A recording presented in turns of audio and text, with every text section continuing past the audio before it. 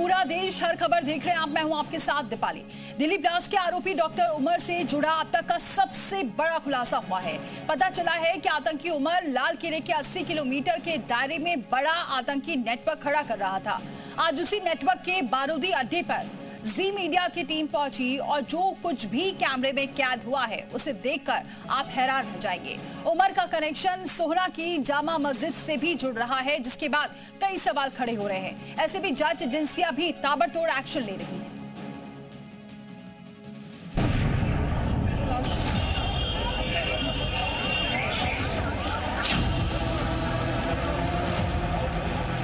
वो जगह जहां इकट्ठा था सीरियल ब्लास्ट का सामान,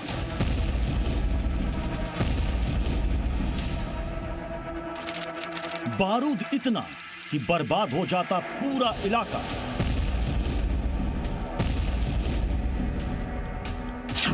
इन्हीं चार दीवारी के पीछे पक रही थी वो साजिश। यहीं बनाए जा रहे थे बम बारूद, जिसे केवल दिल्ली नहीं बल्कि पूरे देश को धमाके से दहलाने का प्लान था। खुलासा हुआ है कि देश की अलग अलग 29 जगहों पर हमले का प्लान था। अयोध्या में राम मंदिर से लेकर काशी विश्वनाथ मंदिर और लखनऊ में धमाके की साजिश थी। दिल्ली में इंडिया गेट, संसद भवन और बीजेपी मुख्यालय भी टारगेट पर थे। यूपी और दिल्ली के साथ पाकिस्तान में बैठे आतंकी कश्मीर को उड़ाने की बहुत बड़ी साजिश रच रहे थे।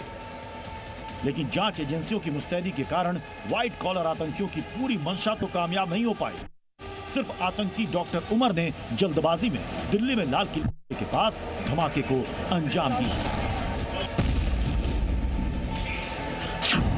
आपके टीवी स्क्रीन पर जो बोरियां दिख रही हैं, वो बम बनाने का रॉ मटेरियल है। ये 2550 किलोग्राम बारूद है, जिसे एक कमरे में इकट्ठा करके रखा गया था। जब जी न्यूज की टीम हरियाणा के धौज गांव में मौजूद उमर के इस बारूदी अड्डे पर पहुंची तो पता चला कि उमर ने इस जगह को क्यों चुना था। आसपास सिर्फ और सिर्फ सन्नाटा, रिहाइश बिल्कुल ना के बराबर। इस तरह की लोकेशन डॉक्टर उमर ने अपने आतंकी मंसूबों को अंजाम देने के लिए जानबूझकर चुनी थी, ताकि वो गुपचुप तरीके से बारूद का जखीरा जमा करता रहे। उमर यही तो चाहता था, वो एक अजनबी बनकर आतंक का पूरा नेटवर्क खड़ा कर ले और सुरक्षा एजेंसियों को भनक तक ना लगे, और जिन्हें इसकी भनक लगी भी उनके मुंह पर ताले जड़ दिए गए। खुलासा हुआ है कि अल फलाह यूनिवर्सिटी के स्टूडेंट्स ने वार्डन से कई बार शिकायत की थी कि यूनिवर्सिटी में डॉक्टर शाहीन, मुजम्मिल और उमर के कमरे के बाहर हमेशा केमिकल की बदबू आती है। वार्डन ने छात्रों की शिकायत को चेयरमैन जवाद तक पहुंचाया भी था, लेकिन जवाद के दिमाग में कुछ तो था, शायद इसलिए उसने कभी भी इन तीनों कमरों की तलाशी नहीं करवाई। इसलिए जवाद पर भी टेरर मॉड्यूल में शामिल होने का पूरा संदेह है। अल फलाह यूनिवर्सिटी और उसके 300 मीटर की दूरी पर मौजूद धौज गांव में डॉक्टर उमर के बारूदी अड्डे पर आतंकी साजिश पक रही थी, और इसके लिए बकायदा डॉक्टर उमर ने पूरा आतंकी जाल फैला रखा था। मैप के जरिए समझिए, दिल्ली में ब्लास्ट होता है और उससे 45 किलोमीटर दूर अल फलाह यूनिवर्सिटी में लैब कोट वाले आतंकी पूरी साजिश को पका रहे होते हैं। अल फलाह यूनिवर्सिटी से महज 300 मीटर दूर 2550 किलोग्राम बारूद मिलता है, और इसका सीधा कनेक्शन अब हरियाणा के ही सोहना से जुड़ता हुआ दिख रहा है। सोहना के रायपुरी गांव में मौजूद शाही जामा मस्जिद में आतंकी उमर नमाज अदा करता था और यहीं से बारूद बनाने का सामान जुटाता था। सोहना में इस मस्जिद के पास एक दुकान से डॉक्टर उमर NPK फर्टिलाइजर खरीदता था, जिसका इस्तेमाल अमोनियम नाइट्रेट तैयार करने में किया जाता है, और इसी बारूद से फिर देश के 29 ठिकानों पर हमले का प्लान था। दिल्ली ब्लास्ट मामले में जांच आगे बढ़ रही है तो आतंकी साजिश की परतें खुलती जा रही हैं, लेकिन उमर के मस्जिद कनेक्शन ने जांच एजेंसियों के कान खड़े कर दिए हैं।